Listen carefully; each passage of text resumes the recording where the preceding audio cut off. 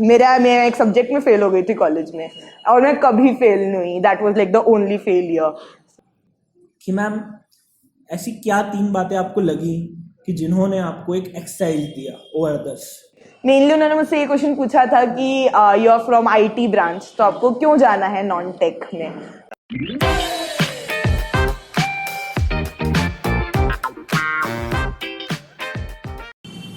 तो हम आ चुके हैं जायकस के प्लेसमेंट के और शुभी मैम के इंटरव्यू के सेकंड राउंड या सेकंड पार्ट की ओर.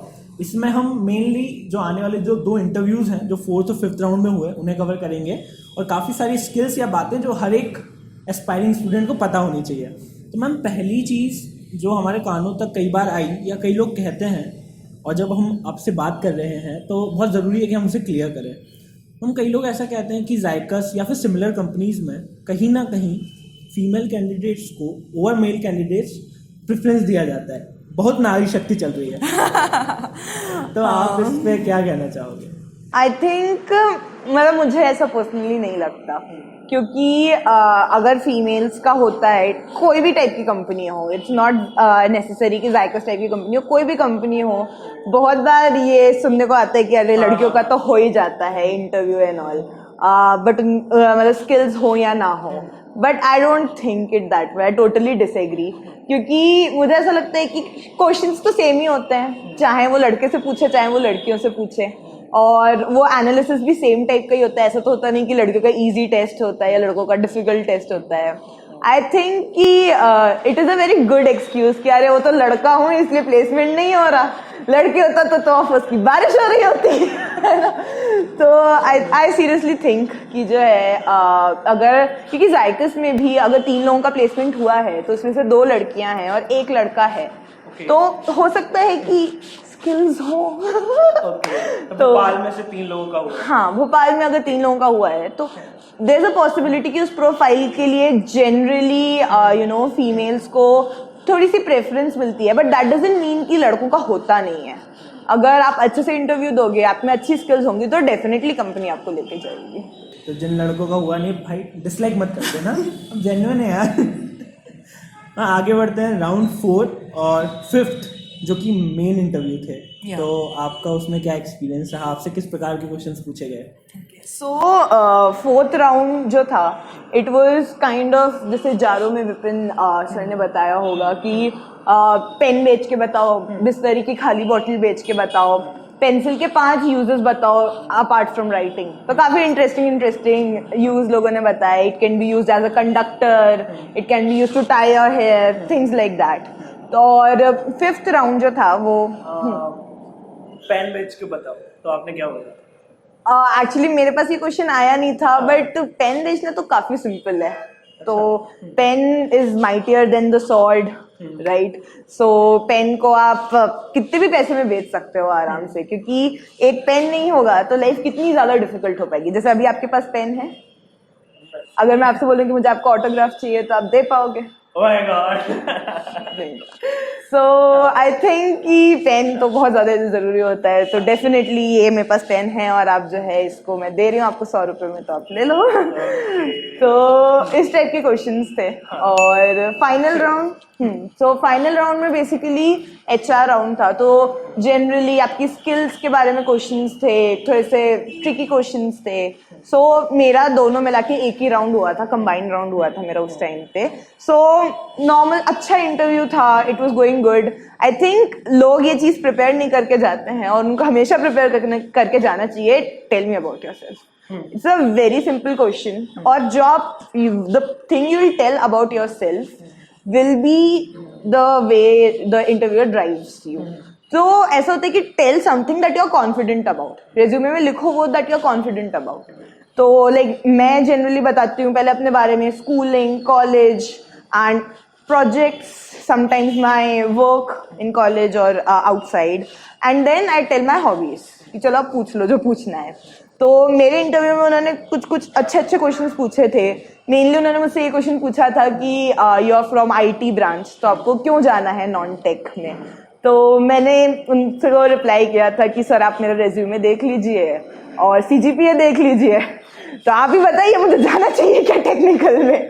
तो मैंने उनको मतलब मैंने बता दिया I am not good with technical, so you can see in my resume, so that's why I think I will be better in this field.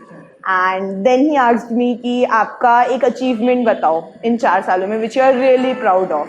And then I thought कि फिर मुझे एक एकेडमिक अचीवमेंट याद आया, तो फिर मैंने realise किया कि they have nothing to do with my academics, ये टेक्निकल कंपनी है ही नहीं। तो देन आई सेड समथिंग कि मैंने ये फंड रेज किया था, ये परस्यू किया था और ऐसे किया था वैसे किया था। तो क्योंकि अब मैं वो आंसर क्यों वेस्ट करूं, और वो आंसर देने के बाद वो इंटरव्यू एकदम ड्राइव हो गया। He was impressed, I can see, I was able to see it on his face, he was very impressed उस आंसर से। Then he also asked me this question कि one thing that you are not proud of in this, like you are very sad of failures of some kind. And उसमें भी मैंने उनको बोला कि मैं एक सब्जेक्ट में फेल हो गई थी कॉलेज में और मैं कभी फेल नहीं हुई, that was like the only failure. So और मैंने उसको भी टर्न अराउंड कर दिया कि देख लो सर फेल हो गई थी, नहीं है इंजीनियरिंग मेरे लिए। तो मैंने उसको एज अ फेलियर था, बट उसको भी मैंने बताया कि then I was able to work on it. और उसके बाद मेरा सीजीपीए भी बहुत ऊपर हो गया था नेक्स्ट सेमेस्टर में उसके, बट उसको भी मैंने अच्छे वे में बता दिया कि हाँ sir I am not good with this and I think I am good with the management things. तो उसको भी मैंने टर्न अराउंड कर दिया था। Drive your own interview. I was very proud of it. वो वाले आंसर से I was very proud of that answer. Okay. Ma'am जब बात आ रही है जायकस की तो उससे बात आ रही है मैनेजमेंट की, और जब बात आ रही है मैनेजमेंट की तो मुझे ना फर्स्ट ईयर याद आ रहा है। तो मैनेजमेंट के नाम पे क्या क्या नहीं करते हम लोग और उसका एक ही उद्देश्य होता है सर्टिफिकेट्स। तो मैम मैं आज आपसे जानना चाहूंगा, आपको भी इतने सर्टिफिकेट्स मिले आई गेस, पूरी फाइल भरी हुई है तो मैम इस रात से पर्दा उठा दो कि उन सर्टिफिकेट्स का आखिर क्या होता है ऐसी कंपनीज में, कितना मतलब कितनी इंपॉर्टेंस दी जाती है, उन्हें देखा जाता है कि नहीं, तो क्या हुआ आपके साथ? सर्टिफिकेट्स की जितनी बात है तो इट वाज लाइक कि मैंने बहुत सुंदर सी फाइल बनाई थी और मैं हर जगह वो फाइल लेके बस जाके घूम रही थी। नोबडी वाज कि खोल के देख लो प्लीज, सुंदर से सजाई है, बट नहीं देख रहे थे वो लोग। बट आपने जो रेज्यूमे लिखा है वो डेफिनेटली पढ़ा जाता है, और आप रेज्यूमे में सिर्फ वही चीजें लिखो जो आपको एक्चुअली आती हैं। जस्ट बिकॉज कि आपको सर्टिफिकेट, जैसे फॉर एग्जांपल एक XYZ इवेंट हो रहा था, आपने उसका सर्टिफिकेट लगा दिया वॉलंटियरिंग का या मे बी कोऑर्डिनेट का, एंड वो फिर पूछता है ये इवेंट क्या है, इसका मतलब क्या होता है, शंखनाद का मतलब क्या होता है, और आपने क्या किया, आपने क्या सीखा, और वो हाइट्स तक पहुंच सकते हैं। मतलब शंखनाद में काम किया, बताओ शंखनाद का मतलब क्या होता है, पीपल डोंट नो दैट। तो वो कुछ भी पूछ सकते हैं। तो आपने जो भी अपने रेज्यूमे में लिखा है, फिर चाहे आपके पास उसका सर्टिफिकेट होना तो चाहिए डेफिनेटली, और क्योंकि in case if they are asking, but you should know each and every detail कि आपने अपने रिज्यूमे जो लिखा है, you are able to answer that. So that is what matters. तो if you are like running from this session to that session, ये certificate भी ले लो, वो सर्टिफिकेट भी ले लो, and you are not grasping anything, so it's of no use, क्योंकि at the end of the day आपको याद भी नहीं रहेगा 4th ईयर तक कि आपने फर्स्ट ईयर में जो सेशन अटेंड किया था उसका वो था ही क्या, तो आप उसको नहीं लिख पाओगे। तो जो वाकई मैटर कर रहा है वो एक्सपीरियंस और लर्निंग्स हैं, या फिर वो हमें सब कुछ बताना पड़ सकता है। तो ऑब्वियसली अगर हम फेक कुछ करते हैं तो वो कहीं ना कहीं खुल सकता है, और वो तो पूरी इमेज को ही I guess, then it's destroyed. ठीक है। तो मैम जो अभी हमने क्वेश्चन पूछा उसमें शब्द मेरे थे बोल मैं रहा हूँ, पर वो मेन क्वेश्चन था आदित्य का, जिसने इंस्टाग्राम के थ्रू हमें वो क्वेश्चन भेजा, और उसका फोटो आप नीचे देख सकते हो क्वेश्चन के साथ। तो अब हम बढ़ रहे हैं वीडियो के लगभग अंत की ओर, पर उससे पहले एक चीज़ है जो मैं आपको बताना चाहूँगा, और यार आपको भी बताना चाहूँगा कि हमें भी 75% अटेंडेंस मैनेज करना पड़ती है। असाइनमेंट हम भी लिख रहे हैं सुबह शाम, पर उसके बाद भी मैं और मेरे कुछ साथी जो कि बहुत हार्ड वर्क कर रहे हैं, जिससे कि यार मैम हमें भी पता चल सके कि प्लेसमेंट कैसे होता है, और आप लोगों को भी पता चल सके।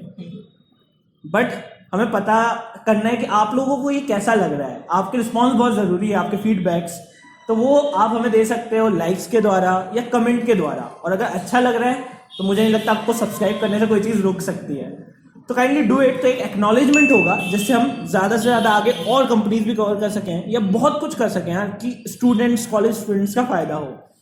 तो thank you so much for that. अब हम वीडियो का जो आखिरी क्वेश्चन है और जो बहुत ज़रूरी है कि मैम ऐसी क्या 3 बातें आपको लगी कि जिन्होंने आपको एक एक्सरसाइज दिया ओवर अदर्स? आई थिंक कि मतलब मैं इस चीज़ पे और ज़्यादा लाइक प्रिसाइज नहीं कर सकती हूँ कि I think communication. It's not just English speaking. Your accent, the way you are speaking. Of course, the second thing becomes confidence. किस confidence के साथ आप बोलते हो? It's like कि जब आप बोल रहे हो, तो आप बोल रहे हो. सबको सुनना चाहिए उस रूम में आप क्या बोल रहे हो. एक वो जो बनानी पड़ती है ना पर्सनालिटी कि ठीक है अब ग्रुप डिस्कशन में ये इंसान बोल रहा है अब सब सुनेंगे, तो confidence is very essential. And I think the ability to think out of the box. सब लोग इस साइड जाएंगे, you do something different, you give some a different example, a different perspective. क्योंकि किसी भी कंपनी को वो मेन स्ट्रीम के रोबोट्स नहीं चाहिए रहते हैं कि हाँ वो वही बताएं, वो वैसे ही काम करें जैसे हम बताएं. People want innovative people, people want ideas, right? So I think the out of the box वाला जो आइडिया रहता है वो बहुत ज़्यादा इम्पोर्टेंट होता है. Example out of the box वाला आपके साथ हुआ हो? आई थिंक कि वही वाला जो एग्जाम्पल था कि जैसे मैंने कंटिन्यूसली एग्जाम्पल्स देती रही और जब मुझसे फिर से पूछा गया कि आई चोज दैट टॉपिक कि being famous is more important not important, जबकि 75% 80% पीपल वर लाइक कि being important is important. And apart from that जब वी नो जब अपना इंटरव्यू चल रहा होता है so there is this 2 ways कि अगर मैं ये वाला आंसर दूंगी और अगर मैं ये वाला आंसर दूंगी, तो जो एक प्रेजेंस ऑफ माइंड रहता है ना कि गिव द करेक्ट आंसर, वो आपको अगर आप स्कैर्ड हो तो नहीं आ पाता. चिल रहो, हो जाता है, मिल जाता है आंसर. और फिर ऐसा रहता है कि इंटरव्यू आप ही ड्राइव कर रहे हो तो अपने हिसाब से. तो आई थिंक कि it was a magical process for me. Okay, तो आप देख रहे थे स्ट्रीमलाइन और thank you so much ma'am for all the efforts and support करने के लिए, आने के लिए और बहुत कुछ हमें सिखाने के लिए. Thank you thank you so much.